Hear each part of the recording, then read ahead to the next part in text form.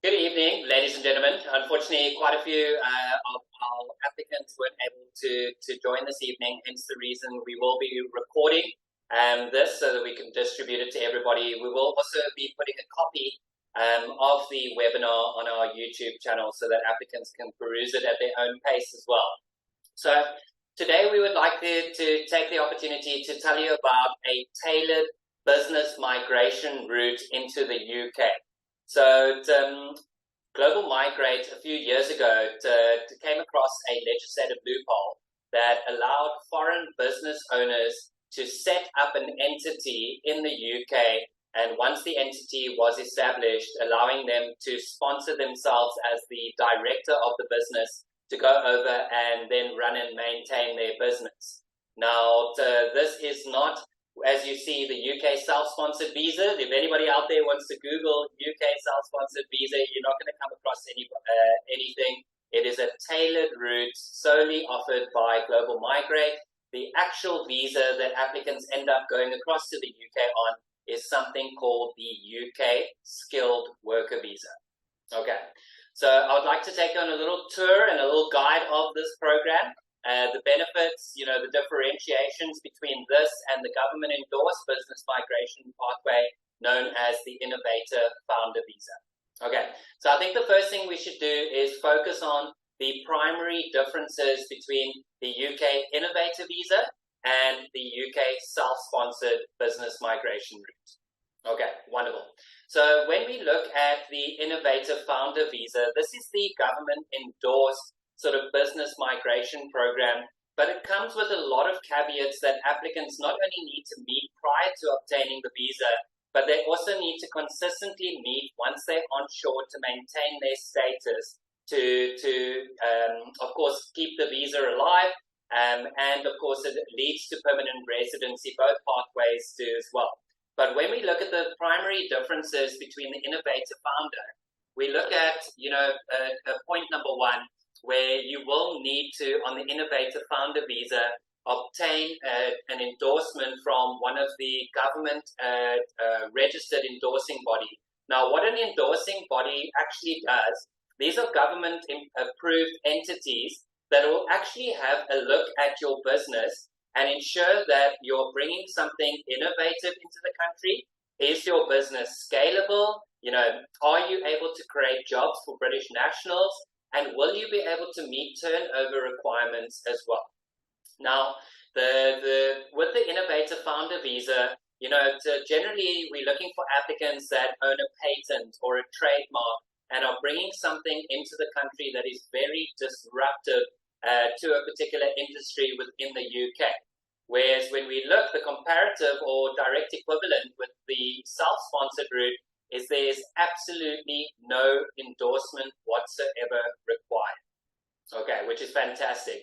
Now, with the Innovator Founder, you must, of course, present a detailed business plan that meets very, very specific innovation and investment criteria as well.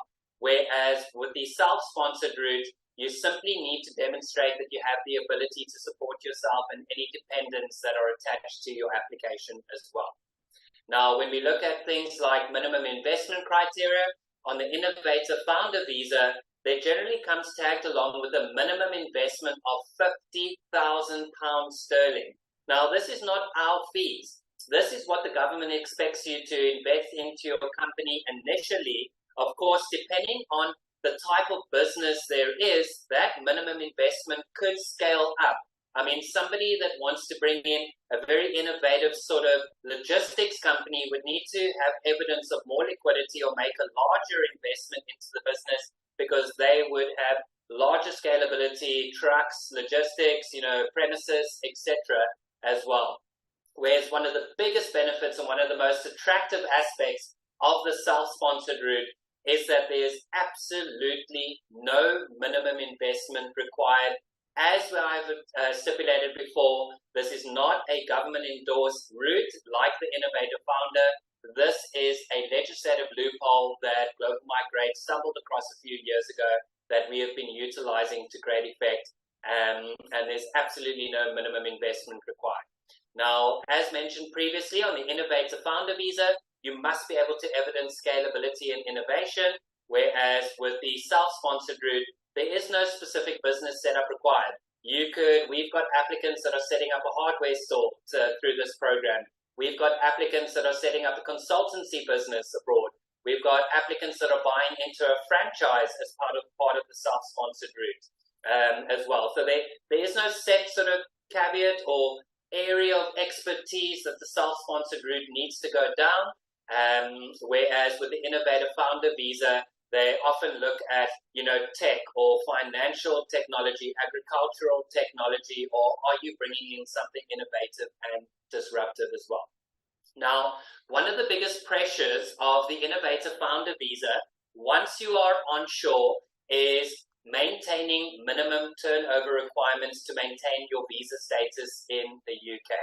So the government will say, great, as part of your business plan, you plan to generate X amount of revenue, and the risk implications come into play that if you do not meet those turnover requirements, they will extend your period slightly, but you could find yourself in a position where you've got a business in the UK and you don't have a status to run and maintain that. Whereas when you look at the self-sponsored route and utilizing the legislative loophole, there are no minimum turnover requirements. Another big thing that the government wants to see on Innovator Founder is that, of course, you are coming into the country and you are creating jobs for the locals. So you would need to create X amount of jobs as well as maintaining turnover requirements, scalability, to maintain your status in the UK, whereas on the self-sponsored route, you could literally be a one-man show, never create a single job, and still maintain your UK skilled worker permit as well.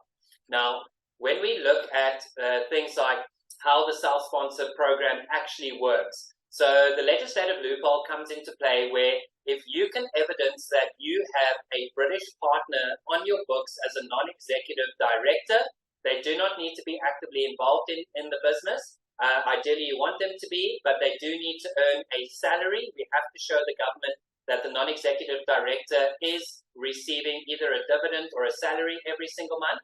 And by having a UK director on your books, it then allows you to bypass all the requirements on the Innovator Founder business migration route as well. So we do have a treasure trove of executive directors in the UK that if you don't know somebody that side of the world, we are happy to put you in contact with them. And once you find somebody that meets your requirements, or whether it's personality or product knowledge, then you sign them on your books. That allows you to set up your bank account, register the business, PAYE, etc. Now, this particular program is one of the fastest, the self-sponsored route, one of the fastest business migration pathways in the world.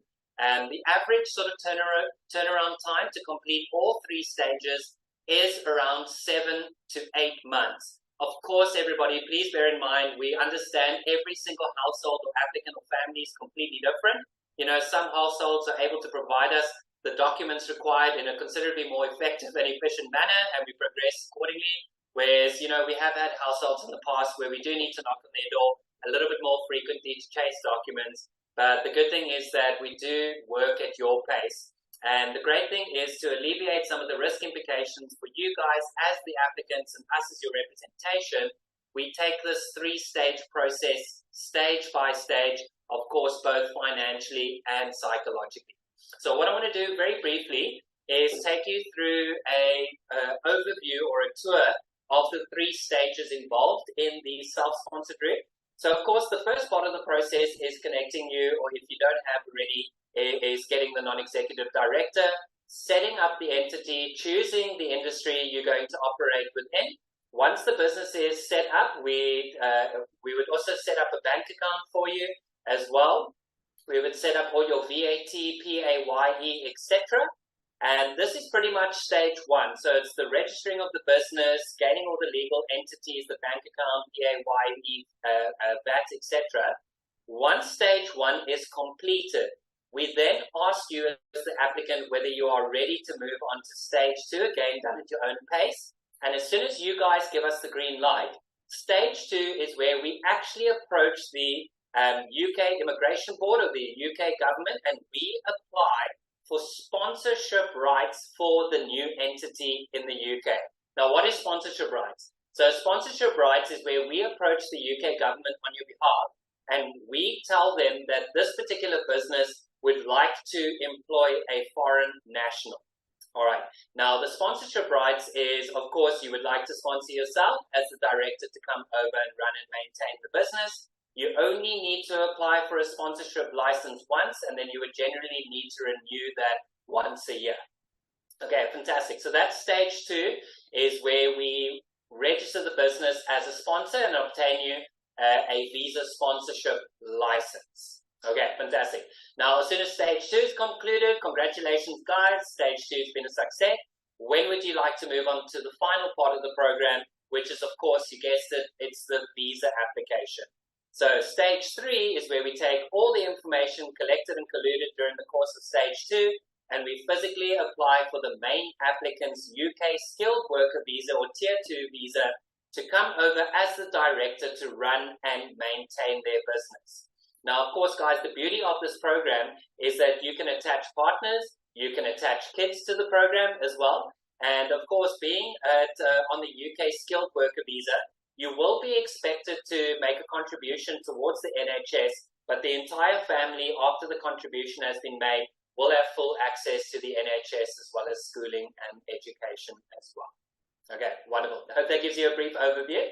Now, the benefits of the program as well. Like I mentioned, dependents and spouses are included, and it is a direct pathway to UK permanent residency, or permanent residency in the UK is often referred to as indefinite leave to remain. Now, on the UK skilled worker visa, it would require you to work for your business for a period of 5 years before you become eligible to apply for permanent residency. And the great thing is, as soon as you become a permanent resident, you no longer need to maintain the relationship with the non-executive director that's been on your books, that's allowed the gateway to be there in the first place as well. Great. And of course, it is a direct pathway to British passports as well. Once you've obtained your permanent residency, it's generally a further year of contributing towards the British economy as a permanent resident holder, before the family is then eligible to move on to citizenship and a British passport, bang for life. Okay, so like I mentioned, even on the UK skilled worker visa and even your partner and dependent, the kids will still have access to the publicly funded education system as well. Yeah, it is against the law in the UK for kids to not obtain education. So the government provides all applicants, even on work permits, access to their subsidized education system as well. Okay, and of course, mentioned previously, you will have full access to the NHS, but you would need to make an initial contribution for each family member, but then it's full access as if you were a local. I mean, you could literally go to the GP 2-3 times a week, and it's not something that you would have to pay for either. Okay, now one of the best sort of perks and benefits, and what a lot of South Africans and Southern Africans like about setting up a business in the UK is its geographical position. It allows you to target all the countries within the UK, as well as geographically targeting the entire European market, and it's quite conveniently located close to the US as well as North America as well. Okay, wonderful. Now, like I said, this is a current legislative loophole. Now, when you've been in the immigration game as long as I have, you've seen programs close around you. Now, a lot of these first world countries are tightening the noose on investment as well as business migration. When we look at countries like Canada getting considerably stricter, Australia, for example, hasn't allocated a single PR allocation to business migration this year. They are focusing it on skilled migration. We've got Portugal that's already pulled out the golden visa for property investment. Greece has already pulled out. Cyprus is already considering pulling the plug on their golden visa migration routes as well. So the last thing that applicants, the state of mind that you need to have is assuming that this is an open-ended ticket and the opportunity is going to be around indefinitely. You know, it's very common when you've been in the industry for years and years and years that you will quote an applicant, they were a great applicant for a particular process or pathway, and they come back to you, let's say 2 to 3 years later, to say, we are finally ready, we've made the decision, we'd like to get the ball rolling. The program either doesn't exist or they don't meet the legislative requirements for the program anymore. So if anybody out there is seriously considering their options and you feel the UK is a great place to set up your business, you need to get your foot in the door. Don't be left at the train station, as we like to say as well. Okay, now of course, any applicants that are attending this webinar, you are more than welcome to reach out to your consultant that you interacted with initially, and we will be providing a reduction in our service fees on stage 1 for the program, which is registering and setting up the business, gaining the non-executive director as well. But if there are any questions, queries, or concerns, we always say in the world of immigration, we know it's always a big, scary move involved. There are no silly or stupid questions in the world of immigration. So if there is anything that anybody out there is unsure or concerned about, set up a consultation with us, set up a call, have a video call with us. You know, we've got a very friendly group of consultants that love speaking to our clients, are passionate about the industry, and we'd be more than happy to set up an interaction with you and go through any questions, queries, or concerns you might have. But yeah, we wanted to keep it fairly short and sweet this evening. Like I said, we are happy to address any further queries or concerns you guys might have. But thank you everybody that joined here this evening. And we will be publishing the entire webinar. It has been recorded onto our YouTube channel, and also sending it to all our applicants that expressed interest in the program as well as attending the webinar. But I'd just like to say thank you. Today is the 8th of November 2023, and my name is Mark Wilkinson at Global Migrate. So all of you have a fantastic evening, and we look forward to interacting with you and being a part of your journey to a first world country. Thank you very much. Goodbye. Cheers.